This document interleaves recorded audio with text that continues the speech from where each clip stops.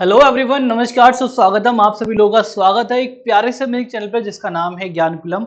I hope कि आप सारे लोग बहुत अच्छे होंगे और आज के इस सेशन में बहुत इंपॉर्टेंट इंफॉर्मेशन में लेके आया हूं, जो कि सवाल इवन स्टूडेंट्स का नहीं, उससे ज्यादा उनके पेरेंट्स का होता है कि अगर हम सैनिक स्कूल में बच्चों का एडमिशन कराते हैं तो हमारे बच्चों की फीस कितनी लगती है। तो ये पूरी वीडियो आपके लिए बहुत इंपॉर्टेंट होने वाली है, क्योंकि मैं बताना चाहता हूं कि जब आप सैनिक स्कूल में जाते हैं तो आपका स्कॉलरशिप टेस्ट भी होता है। कितनी आपके पेरेंट्स की इनकम है तो आपको कितनी फीस देनी पड़ेगी, कितना आपको वहां पे स्कॉलरशिप मिलने वाला है, कितने परसेंट आपको मिनिस्ट्री ऑफ डिफेंस से पैसे मिलने वाले हैं एज ए स्कॉलरशिप के फॉर्म में। अब देखो, जब हमारे स्कूल में स्कॉलरशिप होता है तो वहां पे वो पैसे तो मिलते हैं, इसके अलावा आपको मिनिस्ट्री ऑफ डिफेंस भी कुछ पैसा आपको देती है। जैसे हम लोग इसको वजीफा के नाम से जानते हैं, जो गवर्नमेंट में दिया जाता है।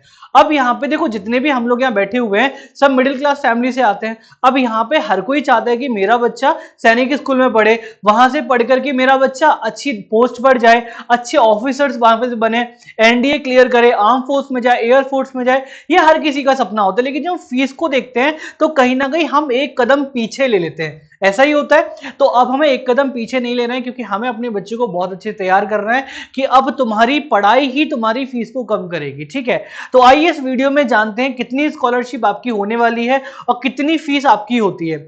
सबसे पहले अगर मैं फीस की चर्चा करना चाहूं बच्चों, तो जो आपकी फीस होती है, अगर मैं फीस की बात करूं तो जो फीस स्ट्रक्चर होता है वो स्कूल टू स्कूल वेरी करता है। सपोज करो कि कपूरथला की बात करूं तो वहां पे आपकी अलग फीस है, हरियाणा में आपकी अलग फीस है, पंजाब में आपकी अलग फीस होगी, तमिलनाडु में अलग फीस होगी, केरला में अलग फीस होगी। जो इनके फीस का डिफरेंसेस होगा वो ऐसा नहीं कि बहुत ज्यादा डिफरेंस हो कि कहीं 1,60,000 है तो कहीं 80,000 है, ऐसा डबल डिफरेंस नहीं होगा। हार्डली हार्डली 5,000 से लेकर के 10,000 के बीच में इसका डिफरेंस होता है कि अगर कहीं स्कूल टू स्कूल वेरी करता है। अगर कोई सैनिक स्कूल बहुत ज्यादा पुराना है और बहुत ज्यादा फेमस है, उसका इंफ्रास्ट्रक्चर बहुत अच्छा बना हुआ है, जहां की फैसिलिटीज बहुत एवन है, तो वहां का जो हमारा स्कॉलरशिप का जो सॉरी वहां की जो हमारी स्कूल की फीस होगी वो भी हाई होगी। जो थोड़ा कम लेवल पे बना हुआ है, इंफ्रास्ट्रक्चर ठीक है, हम बहुत अच्छा नहीं कह सकते, तो उसकी फीस क्या होगी, बहुत मॉडरेट लेवल पे होगी। और जिसका थोड़ा कम है तो उसकी और कम होगी। तो कुछ इसके बेसिस पर भी कुछ आपकी फीस यहाँ पे वेरी करती है। तो यहाँ पे पेरेंट्स के लिए वीडियो बहुत जरूरी होने वाली है। और जितने भी मुझे अभी अभी देख रहे हैं, मेरा नाम है मोहित, मैं कुछ अपने बारे में बता दूं। मैं चैनल पर सारी इंफॉर्मेशन देने के लिए आता हूं। अगर आप नए हैं और आप भी बहुत सारी इंफॉर्मेशन इकट्ठा करना चाहते हैं तो क्विकली मेरे साथ यहाँ पे जुड़ जाइए। तो आइए चलिए बात करते हैं फीस स्ट्रक्चर के बारे में। तो सबसे पहले मैं आपको बता दूं कि फीस हमारी डिपेंड करती है तीन चीजों पे। आपने देखा होगा कि जब भी हम कभी फॉर्म भरते हैं तो वहां पे हमारे स्टेट डोमिसाइल सर्टिफिकेट लगते हैं, क्योंकि स्टेट वाइज स्टेट भी हमारे क्या होते हैं, सैनिक स्कूल होते हैं, और उसी के हिसाब से हमारी क्या होती है, वहां पे स्कूल फीस वैरी करती है। तो सबसे पहले अगर मैं यहाँ पे बात करूं तो fees also depend upon state domicile. जो आपका मूल निवास प्रमाण पत्र जो होता है उसके बेस पर भी आपका डिपेंड करता है। सेकंड, आपकी कैटेगरी पर भी डिपेंड करेगा कि आप कौन सी कैटेगरी से हैं। आप जनरल कैटेगरी से हैं, आप ओबीसी कैटेगरी से हैं, आप शेड्यूल कास्ट से हैं, या फिर आप शेड्यूल ट्राइब से हैं। मतलब जो जो आपकी कैटेगरी है उसमें भी आपकी स्कूल की फीस बहुत ज्यादा वैरी करने वाली है।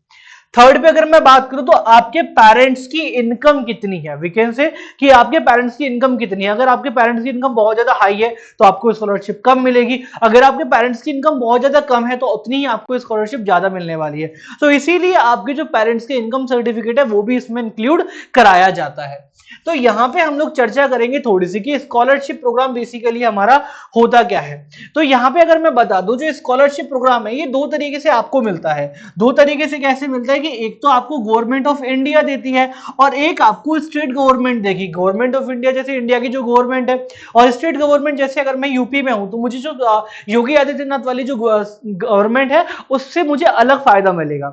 अब समझो कि जो गवर्नमेंट ऑफ इंडिया की हम लोग बात कर रहे हैं, ये इनका फायदा किसको मिलता है। गवर्नमेंट ऑफ इंडिया का फायदा उनको मिलता है जो बच्चे आर्म फोर्स, जिनका बैकग्राउंड, जिनके फादर मदर फोर्स से बिलोंग करते हैं या फिर डिफेंस कैटेगरी से बिलोंग करते हैं। लाइक कि अगर आप एनडीए में हैं, आप सीडीएस में हैं, या आप किसी नेवी में हैं, आप एयरफोर्स में, आप आर्मी में, या किसी भी गवर्नमेंट सर्विस में हैं, वी कैन से कि डिफेंस कैटेगरी आपका होना चाहिए। ठीक है, अगर आप इस सब में बिलोंग करते हैं तो आपके बच्चे को बहुत अच्छी खासी स्कॉलरशिप मिलने वाली है। तो ये एक फायदा तो आपको ये हो गया। सेकंड, आपको मिलेगा स्टेट गवर्नमेंट से। ये हमारा क्या होता है कि लिमिटेड इकोनॉमिक कंडीशन आपकी होनी चाहिए, कि आपके पेरेंट्स की इनकम के ऊपर डिपेंड करेगा कि आपको स्कॉलरशिप हमें कितनी प्रोवाइड करानी है। समझ में आया। आगे हम लोग बात करेंगे यहाँ पे एक चीज क्या आती है कि हालांकि स्कॉलरशिप होती दो फॉर्म में, एक आपकी होती गवर्नमेंट ऑफ इंडिया की तरफ से, एक होती है स्टेट गवर्नमेंट की तरफ से।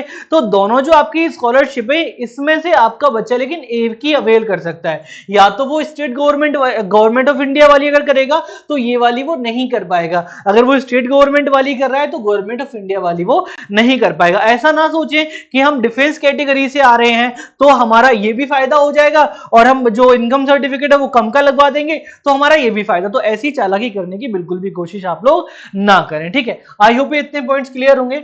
आगे हम लोग बात करते हैं, ये स्कॉलरशिप टेस्ट, ये इनकम और ये मिनिस्ट्री ऑफ डिफेंस का एरिया बता देते हैं। देखो, जिसकी फुल स्कॉलरशिप अब मिलती किसको है, अगर मैं बात करूं यहां पे फुल स्कॉलरशिप मिलने की, ध्यान रखना जिसकी इनकम कितनी होती है। अगर मैं बात करूं यहां पे जिसकी इनकम सिर्फ 96,000 होती है, 96,000 साल की जिसकी इनकम है, जिसकी इनकम 1 लाख से कम है, मींस 96,000 इनकम है, उनको क्या होता है कि सैनिक स्कूल में एडमिशन लेने पर, ऑल इंडिया सैनिक स्कूल एंट्री एग्जाम क्लियर करने के बाद स्कॉलरशिप में फुल टू फुल 100% क्या मिलता है, स्कॉलरशिप मिल जाता है।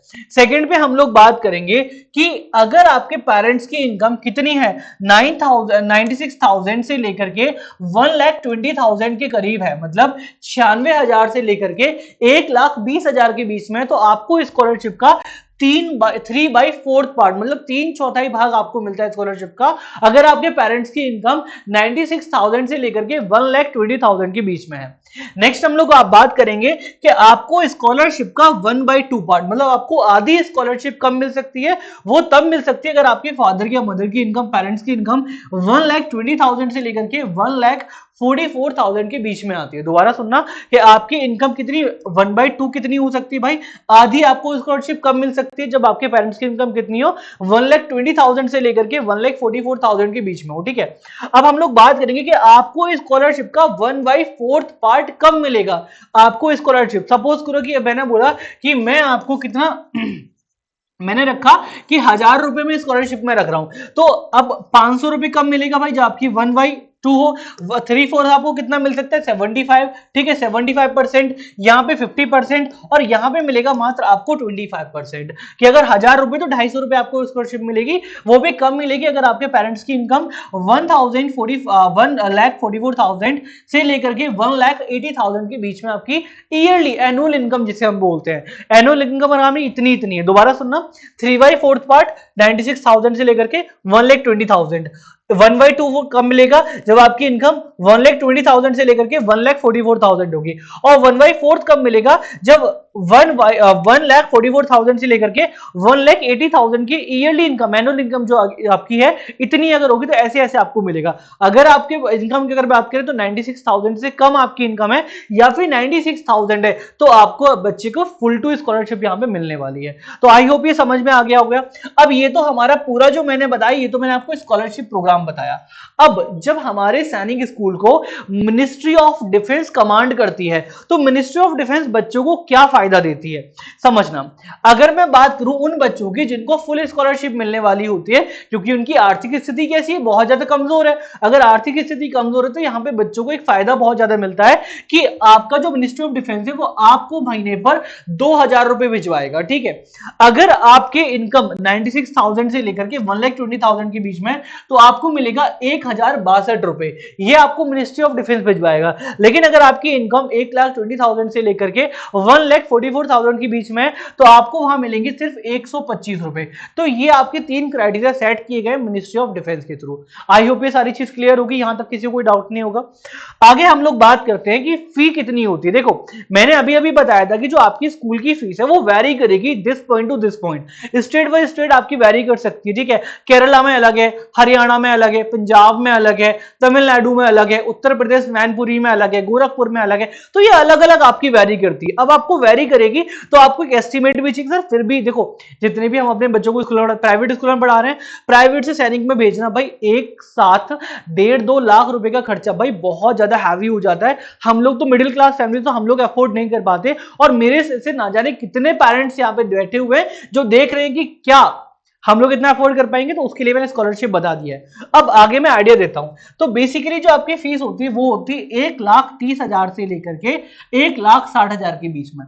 इसमें आपकी सारी फीस इंक्लूडेड होती है। अब चाहे पॉकेट मनी हो, चाहे आपके स्टेशनरी का खर्चा हो, या आपकी ड्रेस इंक्लूडेड हो, या आपको ब्लैंकेट इंक्लूड हो, मतलब सारी चीजें पॉकेट मनी से लेकर, क्योंकि देखो आपका बच्चा जब घर में होगा तो उसको खाने के लिए पैसे चाहिए, उसको घूमने के लिए पैसे चाहिए, उसको नोटबुक के लिए पैसे भी चाहिए, उसको सब चीज के लिए पैसे चाहिए। लेकिन अगर आपका वहां पे सैनिक स्कूल में बच्चा पहुंच गया, हॉस्टल में रह रहा है, तो ऐसे थोड़ी ना पापा 10 रुपए भिजवाते ना मैं पेटीएम नंबर भेज रहा हूँ, ऐसा तो पॉसिबल नहीं होगा। वो तो फिर आपको क्या करते हैं, वो एक साथ ही देते हैं, कुछ अमाउंट आपका रिफंड नहीं मिल जाता जब बच्चा आपका नेक्स्ट क्लास पे जंप करता है।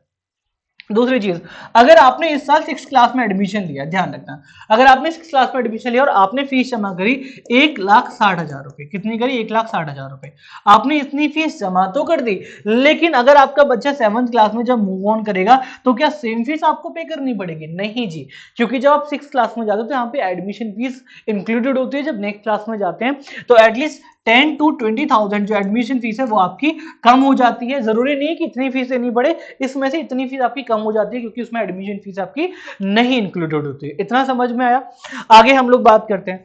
नेक्स्ट हम लोग बात करेंगे कि अगर आपको वीडियो अच्छी लगी हो तो लाइक कमेंट शेयर कर देना। उससे पहले एक बार ये पूरा क्राइटेरिया समझ लेना। अगर आपको कोई भी डाउट होता है, कोई भी दिक्कत परेशानी हो तो प्लीज वीडियो को एंड तक देखना बच्चों, और जो भी आपके क्वेश्चन है आप कमेंट बॉक्स में शेयर कर सकते हैं। वीडियो अच्छी लगी हो तो लाइक कमेंट एंड शेयर। और हाँ, अगर आपको कोई भी इशू है, कोई भी प्रॉब्लम है, या कोई भी क्वेश्चन आपको राइज करने हैं, या फिर आप अपनी तैयारी को शुरू करना चाहते हैं, तो एक नंबर में आपको यहां पे गिवन करता हूं, वो है आपका 6377600184। ये आपका हेल्पलाइन नंबर है। अगर आप मुझसे बात करना चाहते हैं या ज्ञानकुलम टीम से आप कनेक्ट करना चाहते हो तो ये नंबर आपके लिए अवेलेबल होगा। आप 24x7 कभी भी इस पे कॉल कर सकते हैं। अगर आप अपनी तैयारी कर रहे हैं तो अपना डेमो बुक कर सकते हैं। डेमो के बाद अपना एनरोलमेंट हमारे ज्ञानकुलम पर करा सकते हैं। तो आई होप ये सारी चीज क्लियर होंगी। वीडियो अच्छी लगी तो like comment share. Bye bye, take care, love you all बच्चे लोग। जय हिंद, जय भारत।